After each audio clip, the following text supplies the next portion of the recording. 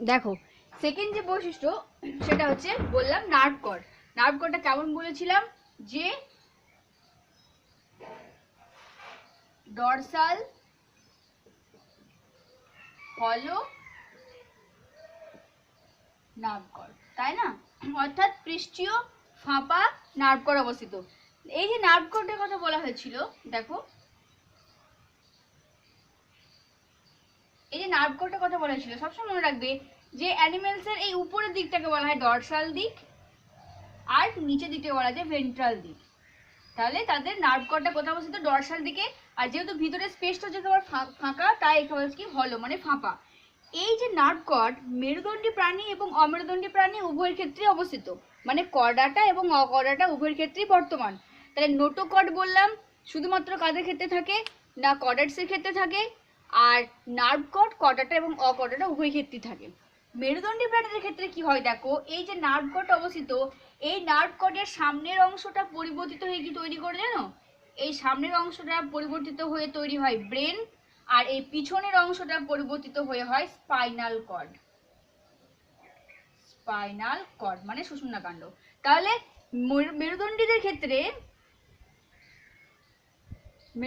ক্ষেত্রে এই নার্ভ কর্ডের সামনের অংশ পরিবর্তিত হয়ে তৈরি করে মস্তিষ্ক, আর পিছনের নার্ভ কর্ডের, আর আমরা তো জানি যে নার্ভ কর্ড থেকে কি হয় না, নার্ভাস সিস্টেম তৈরি হয়। তাহলে এই নার্ভ কর্ড হচ্ছে নার্ভাস সিস্টেম তৈরি করে। অমেরুদণ্ডী প্রাণীদের ক্ষেত্রে নার্ভ কর্ড থেকে নার্ভাস সিস্টেম তৈরি হয়। আবার দেখো মেরুদণ্ডী প্রাণীদের ক্ষেত্রে এই নার্ভ কর্ড থেকে, নার্ভ কর্ডের সামনের অংশ থেকে তৈরি হচ্ছে ব্রেন মানে মস্তিষ্ক, আর পিছনের অংশ থেকে তৈরি হচ্ছে স্পাইনাল কর্ড বা সুষুম্না কাণ্ড। সুষুম্না কাণ্ড নোট করবে অবশ্যই, ইম্পর্টেন্ট ক্যারেক্টার, ঠিক আছে? আচ্ছা তারপর দেখো নেক্সট বৈশিষ্ট্য বোঝা গেছে। থার্ড বৈশিষ্ট্য কি বললাম এদের ক্ষেত্রে লক্ষ্য করা যায় যে গলবিলীয় ফুলকা ছিদ্র। তাহলে নার্ভ কর্ড বোঝা গেছে কি, নার্ভ কর্ড হচ্ছে তোমার মেরুদণ্ডী এবং অমেরুদণ্ডী উভয় প্রাণীদের ক্ষেত্রে বর্তমান। নার্ভ কর্ড হচ্ছে তোমার হলো ডরসাল নার্ভ কর্ড অবস্থিত, আর এই নার্ভ কর্ডটা মেরুদণ্ডীদের ক্ষেত্রে ব্রেন সামনের অংশ এবং পিছনের অংশটা তৈরি করে কি স্পাইনাল কর্ড। থার্ড যে কর্ডেটসের ক্ষেত্রে স্পেশাল ক্যারেক্টার বলেছি সেটা বললাম গলবিলীয় ফুলকা ছিদ্র।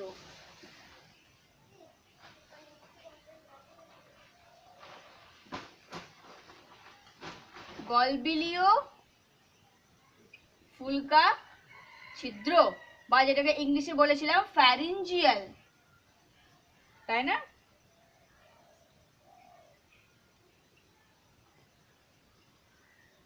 ফ্যারিঞ্জিয়াল গিল স্লিটস, ফ্যারিঞ্জিয়াল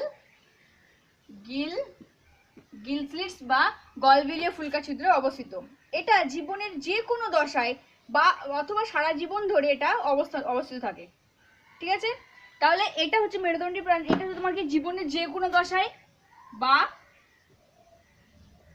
যে কোনো দশায় বা সারা জীবন থাকতে পারে।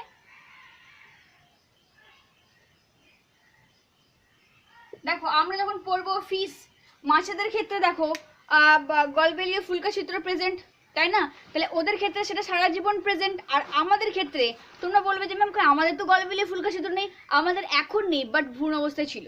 ভ্রূণ অবস্থায় আমাদের গলবিলীয় ফুলকা ছিদ্র মেরুদণ্ডীদের ক্ষেত্রে উপস্থিত ছিল, মানে আমাদের ক্ষেত্রে হিউম্যানসের ক্ষেত্রে পরবর্তীকালে সেটা ধীরে ধীরে সেটাকে ডেভেলপ হয়েছে, মানে বিলুপ্ত হয়ে গেছে। সেটার প্রয়োজন নেই আমাদের, মানে পূর্ণাঙ্গতে আমাদের দরকার নেই। বাট কিছু কিছু প্রাণীদের ক্ষেত্রে সারা জীবনই থেকে যায়। তো এই ক্যারেক্টারগুলো যেগুলো কর্ডেটসকে চিহ্নিত করে। এরপরে দেখো তাহলে অকর্ডেটস আর কর্ডেটসের মধ্যে যদি পার্থক্য করি তাহলে করতে পারবে নিশ্চয়ই।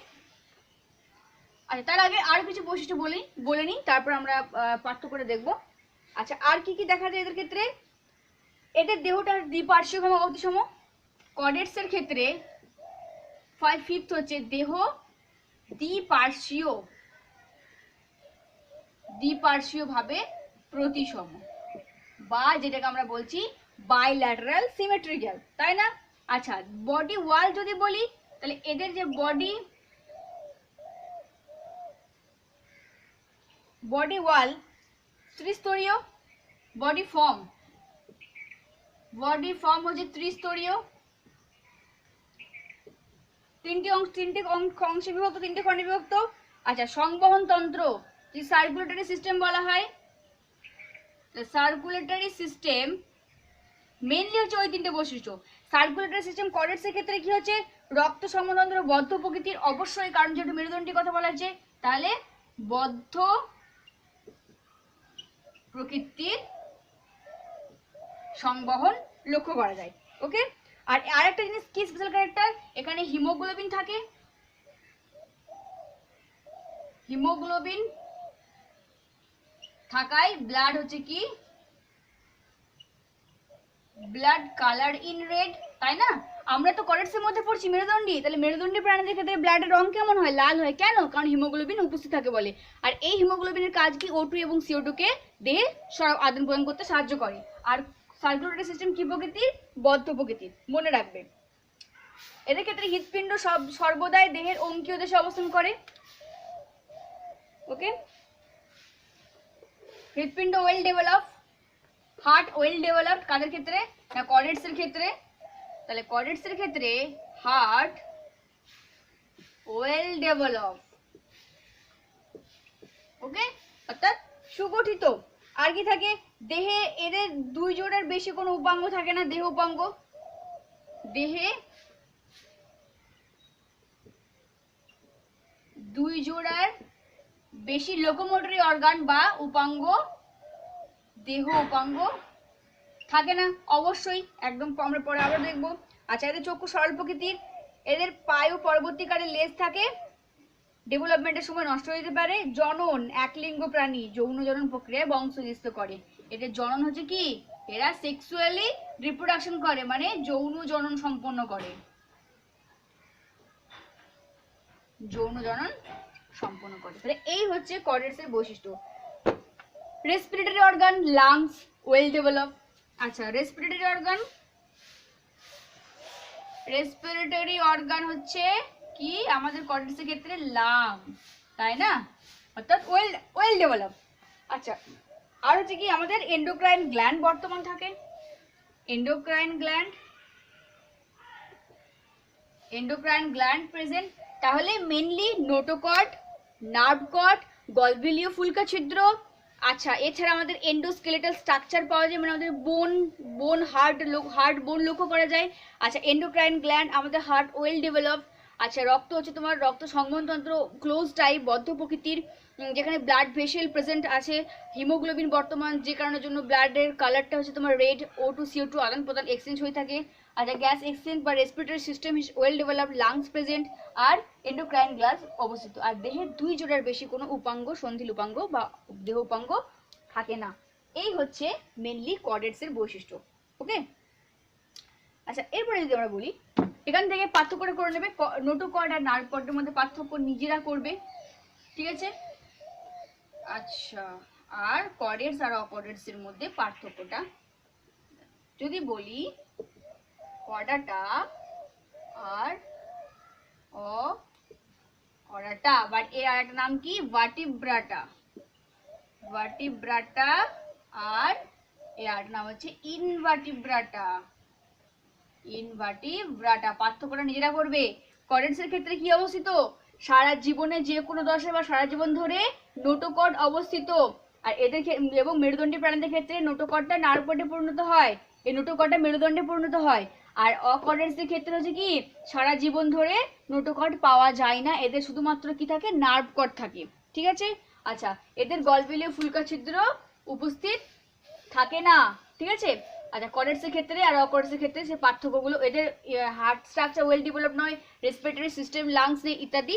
এদের কর্ডেটস আর অকর্ডেটসের মধ্যে, মানে এক কথায় মেরুদণ্ডী আর অমেরুদণ্ডীর মধ্যে পার্থক্যটা জাস্ট একবার চোখ বুলিয়ে রাখবে, দেখে রাখবে, ঠিক আছে? এবারে দেখো, এই কর্ডেটসের মধ্যে একটা ভাগ বলেছিলাম না, ভার্টিব্রাটা।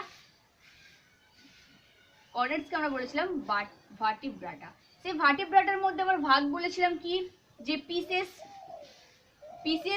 আর একটা বলেছিলাম যে টেট্রাপোড। পিসেসের মধ্যে বলেছিলাম কন্ড্রিকথিস, অস্ট্রিকথিস, আর টেট্রাপোডের মধ্যে বলেছিলাম অ্যাম্ফিবিয়ান, রেপটাইলস, এভিস এবং ম্যামলস। তো একটা কোশ্চেন, যে সমস্ত ভার্টিব্রাটা করাটা, কারণ ভার্টিব্রাটা যেটা সেটার মধ্যে সেই বৈশিষ্ট্যগুলো আছে বলেই তো কর্ডেটসের মধ্যে পড়ছে। বাট সকল কর্ডেটস কিন্তু ভার্টিব্রাটা নয়। কেন? কারণ এই কর্ডেটসকে একটু আগে আমরা ডিভিশন দেখালাম দুটো, একটা হচ্ছে অ্যাগনাথা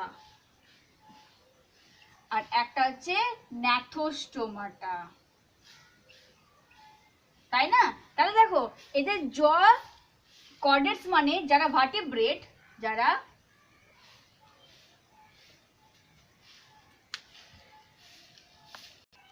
দেখো দেখো একটু আগে আমরা বললাম না যে কর্ডেটস হচ্ছে দুই প্রকার, একটা অ্যাক্রেনিয়া, একটা ক্রেনিয়াটা। অ্যাক্রেনিয়া মানে ব্রেন বক্স নেই, আর ক্রেনিয়াম মানে ক্রেনিয়া যুক্ত বা ব্রেন বক্স যুক্ত। ওকে, এটার আবার ভাগ বলেছিলাম আমরা অ্যাগনাথা আর ন্যাথোস্টোমাটা, তাই তো? অ্যাক্রেনিয়ামের বা ভার্টিব্রাটা, যেটাকে ভার্টিব্রাটার ভাগ বলেছিলাম অ্যাগনাথা। দেখো একটা জিনিস চিন্তা করো এদের ক্ষেত্রে, তাহলে দেখো কর্ডেটসের দুটো ভাগ বললাম, তাহলে একটা কোশ্চেন ফর্ম আছে, all the vertebrates are chordates but all chordates are not vertebrate. সব মেরুদণ্ডী কর্ডাটা, ভার্টিব্রাটা মানে মেরুদণ্ডী, সব মেরুদণ্ডী কর্ডাটা, কিন্তু সব কর্ডাটা মেরুদণ্ডী নয়। কেন?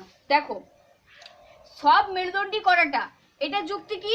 কারণ আমরা জানি যে কর্ডাটা পর্বের প্রাণীদের মুখ্য বৈশিষ্ট্য হলো তাদের জীবন দশায় যে কোনো সময় বা সারা জীবন ধরে নোটোকর্ড এবং নার্ভ কর্ড উপস্থিত। তাই আমরা এদেরকে বলতে পারি যে সমস্ত মেরুদণ্ডী কর্ডাটা, কারণ সমস্ত মেরুদণ্ডী প্রাণীদের জীবন চক্রে একটু আগে আমরা দেখলাম তাদের সারা জীবনে বা কোনো না কোনো দশায় নোটোকর্ড নার্ভ কর্ড উপস্থিত, তার জন্য আমরা বলছি কর্ডাটা। কিন্তু সমস্ত কর্ডাটা, যেমন হেমিকর্ডাটা, ইউরোকর্ডাটা, সেফালোকর্ডাটা একটু আগে বললাম, তো এই যে হেমিকর্ডাটা, ইউরোকর্ডাটা, সেফালোকর্ডাটা, এই অ্যাক্রেনিয়ার ভাগ, এদের ক্ষেত্রে জীবন দশায় নোটোকর্ড নার্ভ কর্ড কোনো না কোনো দশায় থাকলেও তাদের ক্ষেত্রে কিন্তু ক্রেনিয়াম বা ব্রেন বক্স নেই। দেখো আছে কি? নেই কিন্তু, কারণ ভার্টিব্রেটস কার মধ্যে আছে? ক্রেনিয়াটার মধ্যে আছে। তাহলে ভার্টিব্রেটস বা মেরুদণ্ডী প্রাণীদের জীবনচক্রে নার্ভ কর্ড, নোটোকর্ড আছে, সারা জীবন ধরে থাকে, তাই আমরা কর্ডেট বলছি। কিন্তু সব কর্ডেটসের কথা যদি বলি, তাহলে দেখো এখানে ইউরোকর্ডাটা এর ভাগ আর সেফালোকর্ডাটা, যাদের ক্ষেত্রে কিন্তু দেখো দেহের নোটোকর্ড নার্ভ কর্ড উপস্থিত, তাই এরা কর্ডাটা পর্বে অন্তর্গত, কিন্তু এদের ব্রেন বক্স বা ক্রেনিয়াম না থাকার জন্য এরা কিন্তু মেরুদণ্ডী নয়, বা এদের কিন্তু মানে মেরুদণ্ড তৈরি হয় না। এদের নোটোকর্ড নার্ভ কর্ড থাকে, কিন্তু এই নোটোকর্ডটা পরবর্তীকালে মেরুদণ্ডে তৈরি করতে পারে না, যে কারণের জন্য আমরা কিন্তু সব কর্ডেটসকেই যে মেরুদণ্ডী আমরা বলতে পারি না। ঠিক আছে, এই কোশ্চেনটা রেডি করে রাখবেন। দেখো এরপর আমরা যেটা পড়েছিলাম যে ক্রেনিয়া আর কর্ডেটস দুই ভাগে ভাগ করেছিলাম, ক্রেনিয়া আর অ্যাক্রেনিয়া। সেই অ্যাক্রেনিয়ার মধ্যে দুটো সাব ফাইলাম বলেছিলাম, ইউরোকর্ডাটা আর সেফালোকর্ডাটা। তো আমরা হেমিকর্ডেটসকে পড়েছি, যেটা কর্ডেটসের আন্ডারে রাখা হয়নি। এখন আমরা কর্ডেটের মধ্যে প্রথম যে ভাগ পড়ছি অ্যাক্রেনিয়ার মধ্যে, তোমরা ছকটা ভালো করে দেখবে, তারপর বুঝতে পারবে যে কি পড়াচ্ছি, ইউরোকর্ডাটা। ঠিক আছে, তো সেই ইউরোকর্ডাটার বৈশিষ্ট্যগুলো কি কি? এখানে ছোট্ট একটা সাব ক্লাস, খুব বেশি বৈশিষ্ট্য নেই। দেখো এরা হচ্ছে তোমার সকলেই সামুদ্রিক প্রাণী, এরা সকলেই সামুদ্রিক প্রাণী। ঠিক আছে, এরা কি করে? এককভাবে বা কলোনি আকারে বসবাস করে, অর্থাৎ সলিটারি অর কলোনিয়াল ফর্মে এরা কি করে? একসঙ্গে বসবাস করে। নেক্সট হচ্ছে এদের ক্ষেত্রে, ইউরোকর্ডেটসের ক্ষেত্রে দেখো অ্যাক্রেনিয়ার মধ্যে পড়ছে, এদের নোটোকর্ড কেবল লার্ভাল দশায় থাকে, পরিণত অবস্থায় নোটোকর্ড। এই জন্যই একটু আগে বললাম যে সমস্ত কর্ডেটস, দেখো এই ইউরোকর্ডাটাও তো কর্ডেটসের মধ্যেই পড়ছে, কিন্তু এদের ক্ষেত্রে নোটোকর্ড থাকলেও সেটা লার্ভা দশায় থাকে, পরবর্তীকালে নষ্ট হয়ে যায়। বাট আমরা অ্যাকচুয়াল কর্ডেটস ভার্টিব্রাটা কাকে বলবো, মেরুদণ্ডী কাকে বলবো? যারা জীবনচক্রের কোনো না কোনো দশায় থাকলে তাদেরকে আমরা কর্ডেটস বলছি। বাট যারা জীবনচক্রের সারা জীবন সেটাকে বহন করে নিয়ে চলে, যেমন আমাদের ক্ষেত্রে নোটোকর্ডা মেরুদণ্ডে পরিণত হয়েছে, তাহলে আমাদের ক্ষেত্রে সারা জীবন সেটা বর্তমান, তাহলে আমরা তখন তাকে বলছি মেরুদণ্ডী প্রাণী। বাট কর্ডেটস, এরাও কর্ডেটস হওয়া সত্ত্বেও এদেরও নোটোকর্ড বর্তমান, কিন্তু সেটা কখন? লার্ভা দশায়, পরিণত অবস্থায় থাকে না। তাহলে সেকেন্ড হচ্ছে নোটোকর্ড। এই ইউরোকর্ডেটসের ক্ষেত্রে কেবলমাত্র লার্ভা দশায়, কেবলমাত্র এদের লার্ভা দশায় কি কখন দেখা যায়? লার্ভাল লেজে থাকে, শুধুমাত্র এদের লার্ভাল লেজে নোটোকর্ড উপস্থিত থাকে। কিন্তু পরিণত ইউরোকর্ডেটস দ্বারা সেই প্রাণীদের নোটোকট থাকে না।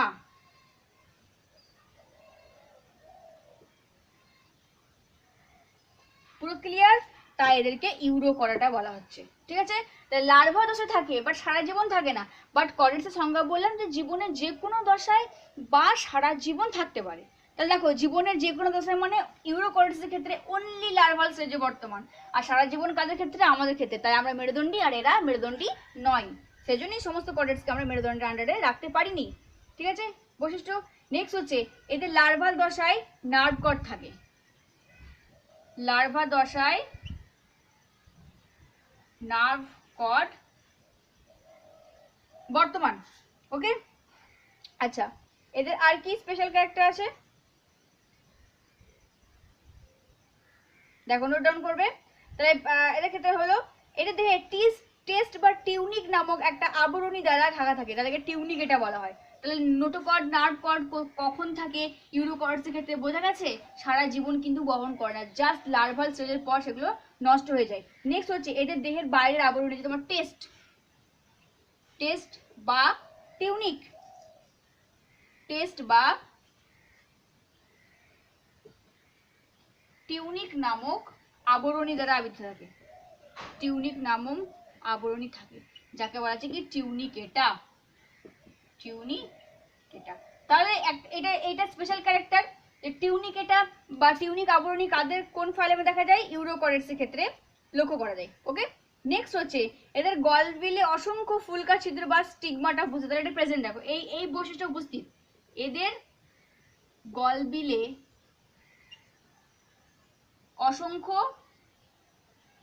ফুলকা ছিদ্র বা গিল স্লিটস যেটাকে বলা হচ্ছে উপস্থিত, এদেরকে বলা হচ্ছে স্টিগমাটা।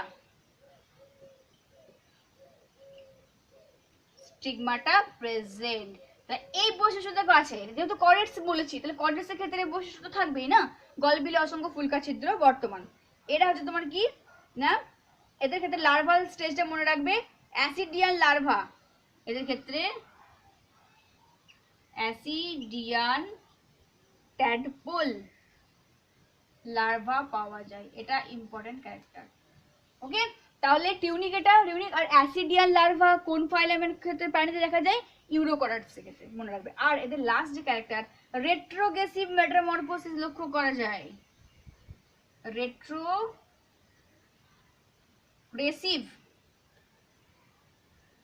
Retrogressive metamorphosis.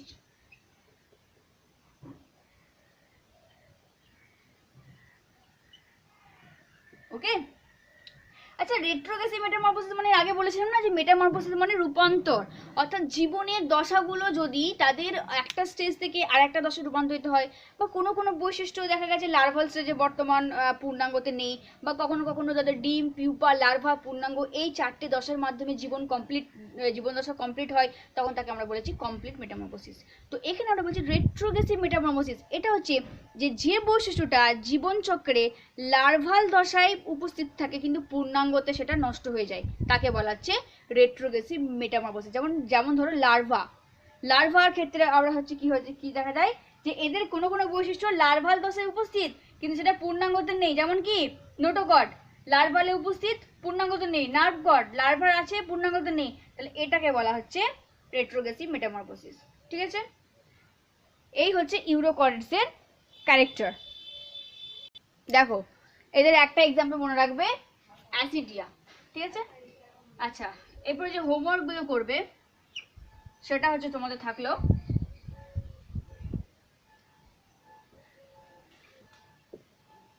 কডাটা পর্বের প্রাণীদের প্রধান প্রধান বৈশিষ্ট্যগুলি লেখো।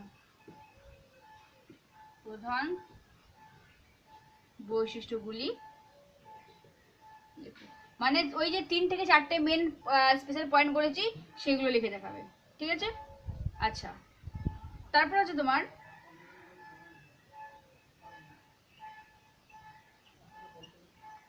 ব্ল্যানোগ্লোসাস কোন ফাইলামের দেখা যায়? তার হচ্ছে স্টোমোকড।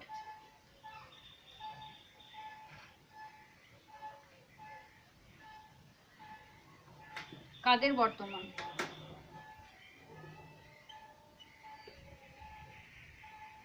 অ্যাসিডিয়ান লার্ভা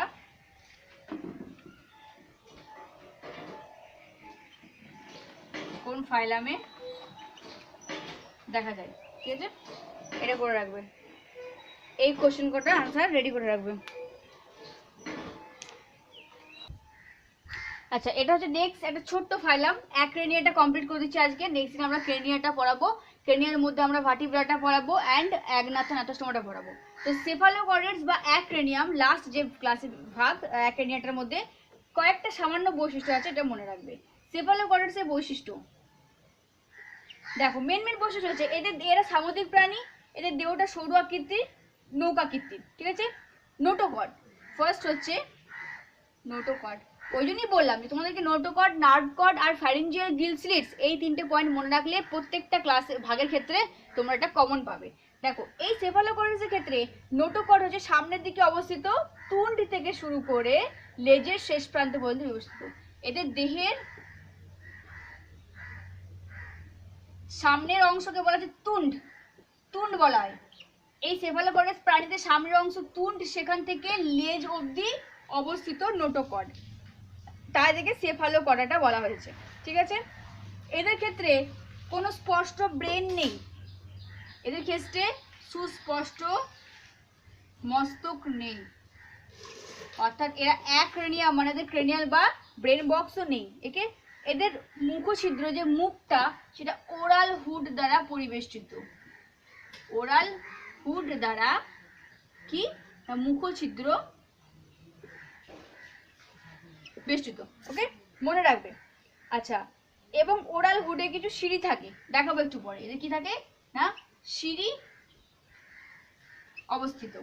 মানে ধরো যদি এরকম হয় ওদের দেহটা, এই দেখো, এ হচ্ছে ওরাল হুড আর এই অংশগুলোকে বলা হচ্ছে সিঁড়ি, এগুলো হচ্ছে সিঁড়ি। তাহলে এদের কোনো সুস্পষ্ট মস্তক নেই। ওরাল হুড, এইটাকে বলা হচ্ছে ওরাল হুড সামনের দিকে, আর ওরাল হুড দ্বারা পুরো মুখছিদ্রটা অবস্থিত, আর ওরাল হুডে কি অবস্থিত, এরকম খাঁজ খাঁজ অংশ, সিঁড়ি বর্তমান। আচ্ছা, এদের আগে থাকে গলবিলীয় ফুলকা ছিদ্র উপস্থিত। তাহলে দেখো, এগুলো কিন্তু তেমন কিছু টাফ নয়, কারণ ওই তিনটে কর্ডেটসের তিনটে special character, notochord, nerve cord এবং গলবিলীয় ফুলকা ছিদ্র মনে রাখলে কিন্তু তুমি লিখতে পারবে। গলবিলীয় ফুলকা ছিদ্র বর্তমান। ঠিক আছে, এটা গলবিলে। নেক্সট হচ্ছে এদের একটা বৈশিষ্ট্য হচ্ছে স্পেশাল ক্যারেক্টার, যে এদের দেহের দুই পাশে ভি আকৃতির মাইটম পেশি থাকে। দেহের দুই পাশে ভি আকৃতির মায়োটম পেশি, মায়োটম পেশি বর্তমান। ঠিক আছে, মানে দেহটা যদি এরকম হয়, এই যে দেখালাম ওরাল হুড, তো এই দেহের দুই পাশে এখানে এখানে কি হচ্ছে, মায়োটম পেশি ভি আকৃতির অবস্থিত। ঠিক আছে। আচ্ছা, এদের কেন্দ্র স্নায়ুতন্ত্র মস্তিষ্ক এবং সূচনাকাণ্ডে বিভক্ত নয় সেফালোকর্ডেটসের ক্ষেত্রে। আর এদের রেচন অঙ্গ হচ্ছে নেফ্রিডিয়া, রেচন অঙ্গ নেফ্রি, তেমন কোনো স্পেশাল ক্যারেক্টার নেই। ওকে, তো হ্যাঁ, এটা খালি মনে রাখবে তুণ্ড। তো ওরাল হুড দেখা যায় সেফালোকর্ডেটসের ক্ষেত্রে দেহের সামনের অংশ তুণ্ড থেকে লেজ অবধি বিস্তৃত, আর এদের ক্ষেত্রে ওরাল হুডের সিঁড়ি দ্বারা অবস্থিত। গলবিলে ফুলকা ছিদ্র থাকে, যেহেতু কর্ডেটস তাই অবশ্যই এই বৈশিষ্ট্য থাকবে। নোটোকর্ড আছে, গলবিলে ফুলকা ছিদ্র আছে, ভি আকৃতির মায়োটম পেশি, রেচনাঙ্গ নেফ্রিডিয়া, ব্যাস এগুলো হচ্ছে বৈশিষ্ট্য, আর তেমন কিছু নেই। তো করে রাখবে। এই ছোট ছোট ক্লাস বলে এমন নয় যে আসবে না, দিয়ে দিতেও পারে, হয়তো পরীক্ষায় ফাইনালে বললো যে সেফালোকর্ডেটসদের বৈশিষ্ট্য লেখো, হ্যাঁ 3 নম্বরের জন্য, তখন কিন্তু এই কটাই লিখতে হবে, বেশি লেখার দরকার নেই। এখানে যে উদাহরণটা আছে সেটা খুব ইম্পর্টেন্ট, খুব ভিভিআই। এই উদাহরণ থেকে একটা কোশ্চেন আছে, ব্র্যাঙ্কিওস্টোমা অ্যাম্ফিওক্সাস,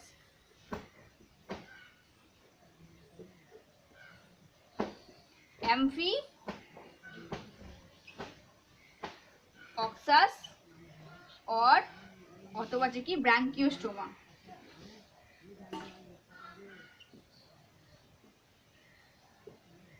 ব্র্যাঙ্কিওস্টোমা আর অ্যাসিমেট্রন, অ্যাসিমেট্রন, তোমরা এই দুটো নাম জাস্ট মনে রেখো। ঠিক আছে, কি এটা মনে রাখবে, অ্যাম্পিওক্সাস বা ব্র্যাঙ্কিওস্টোমা, এখান থেকে একদম মানে একটা কোশ্চেন এসেই থাকে, ঠিক আছে, যে বলে যে অ্যাম্পিওক্সাস বা ব্র্যাঙ্কিওস্টোমা কোন ফাইলামের প্রাণী বা কোন ফাইলামে দেখা যায়, সেফালোকরেটস। রিকোয়েস্ট মনে রেখো, অ্যাম্পিওক্সাস বা ব্র্যাঙ্কিওস্টোমা সেফালোকরেটস পর্বের অন্তর্গত, আর অ্যাসিমেট্রন। ব্যাস, তাহলে তোমাদের নেক্সট দিনকে আমি ভার্টিব্রাটা থেকে শুরু করব, তারপরে শেষ। তো এগুলো একটু ভালো করে পড়বে, লিখে লিখে প্র্যাকটিস করবে, তাহলে মনে থাকবে।